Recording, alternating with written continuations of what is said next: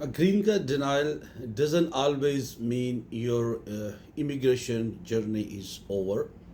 बिस्मिल्लाहिर्रहमानिर्रहीम, अस्सलाम वालेकुम नाज़रीन, उम्मीद करता हूँ आप लोग सब खैरियत से होंगे। This is Waqas Younus from AW law group. AW law group के यूट्यूब चैनल से आज दोबारा reminder number 6 with the new legal tip.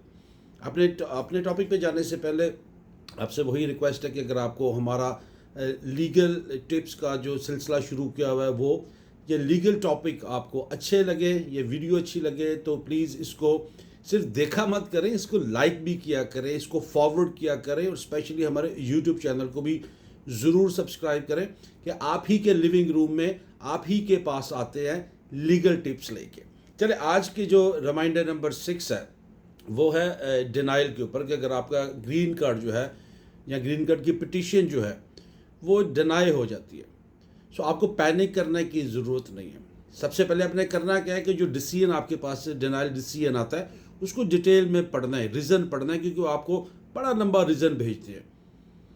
Reason पे कैसे कैसे रीज़न हो सकते हैं उस पर जाने से पहले मैं आप ज़रूर एक बात आपसे कहूँगा कि every case is different case. ज़रूरी नहीं है कि जो आपके केस के अंदर आपके ग्रीन कार्ड को टर्न डाउन किया गया या आपके पिटीशन को डिनाई किया गया वो सेम सब के ऊपर अप्लाई नहीं होता। इसलिए रेफरेंस मत कोड किया करें कि यार ओदा केस असर डिनाई ऐसी तो मेरा भी शायद असर हो सकता है। No, this is not true. अब रीज़न क्या हो सकता है? जो कॉमन रीज़न है नाज़रीन, सबसे पहला कॉमन रीज़न ये है कि आप खुद से तबाह आजमाई करते हैं। अब वो दिन ख़त्म हो गया, हर वीडियो में मैं आपसे कहता हूँ वो दिन ख़त्म हो गया, खुद से मत करें। जितने भी बड़े आप अरस्तू हैं, जितने मर्जी पढ़े लिखे हैं, ऑनलाइन जाते हैं, चैट जीपीटी से सहारा लेते हैं, लेकिन एक प्रोफेशनल जो है, जो एक लॉ ग्रेजुएट है या जिसके पास 25-26 साल का एक्सपीरियंस है इमिग्रेशन के अंदर, वो आपको बेहतर मशवरा दे सकता है बजाय इसके कि आपको ऑनलाइन जाके चैट जीपीटी का सहारा लेना पड़े। वो भी एक अच्छा टूल है, लेकिन मैं उसको शायद इतना ज़्यादा नहीं करता, उसमें बहुत गलती होती है। शायद 50% 60% में आपको जवाब दे देता, बाकी गलती होती है। तो इसलिए आपको अपने प्रोफेशनल के पास जाना चाहिए। तो अगर आपके पास डिनाइल आता है तो वही बात दोबारा से शुरू करते हैं कि उसको पढ़ना है। आपका फर्स्ट रिएक्शन होना चाहिए रीज़न ढूंढना। सेकेंड है फिर आपको अपने लॉयर से बात करनी है, हमेशा लॉयर के थ्रू ही जाना चाहिए।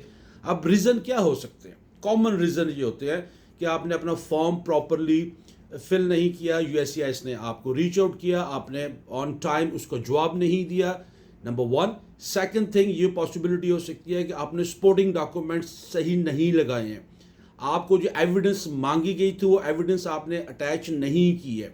आपको RFE का टाइम 30 to 40 डेज होता है, विद इन टाइम आपने RFE का जवाब नहीं दिया।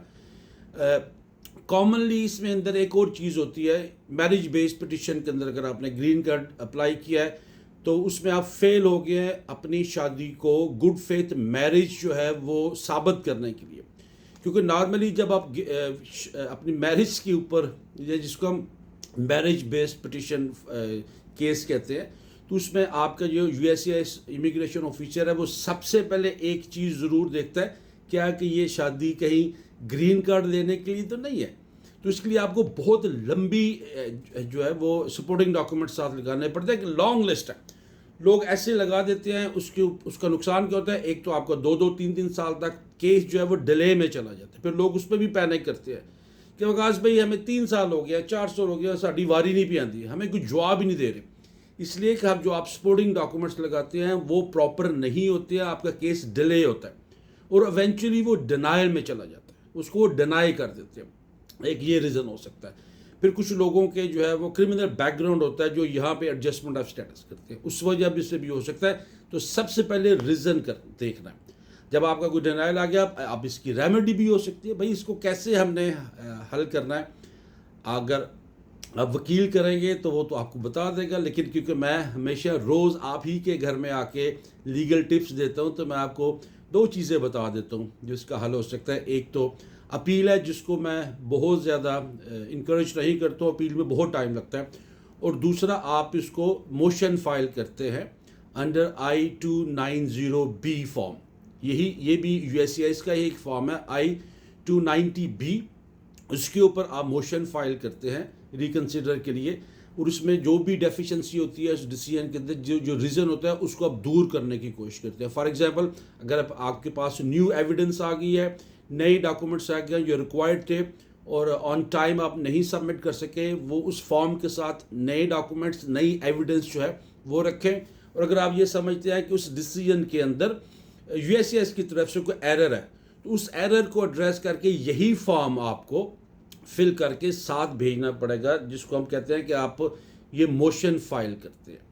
बहुत सारी और इसके अंदर ऑप्शन या रेमेडीज़ हैं, लेकिन इतनी शॉर्ट वीडियो के अंदर सारी नहीं है आपके साथ डिस्कस कर सकता हूँ। अगर आप समझते हैं कि आप ऐसे किसी सिचुएशन में हैं, तो you guys feel free to call us. Our office number is 5109368211 और हमारा व्हाट्सएप नंबर है +1 510 3567646। आज के लिए इतना ही है। इंशाल्लाह आने वाले दिनों में क्या, बल्कि इवन इंशाल्लाह कल ही हम एक नए लीगल रिमाइंडर, एक नए लीगल टिप के साथ आप ही के पास आएंगे। और मेरा दोबारा जाते हुए वही है कि अगर आपको हमारी ये वीडियो पसंद आती है, हमारे ये टिप्स पसंद आते हैं, तो इसको लाइक करना मत भूला करें, इसको फॉरवर्ड करना मत भूला करें, ताकि दूसरे लोगों का भी इसके अंदर फ़ायदा हो सके। अपना बहुत ख्याल रखिएगा। अल्लाह हाफिज़।